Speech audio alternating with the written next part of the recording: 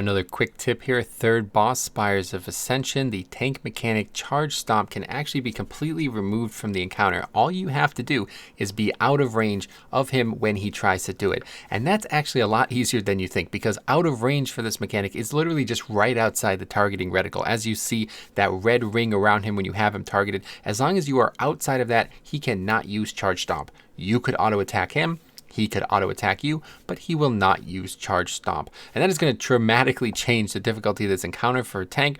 Obviously, it's going to make the healer's job easier as it puts a dot on you that can be dispelled. And many times you might accidentally hit melee with it too, making the healer's job much, much harder on this encounter. So I'm not exactly sure why this works this way. I've also tested the hypothesis that if somebody else is underneath him, it might hit them instead. I've yet to see that happen. And as you see here, as soon as I go back into melee, in the reticle, it hits me. So I do think this is 100% repeatable. It's just simply a range thing. Probably another really simple quality assurance bug that has popped up in these dungeons.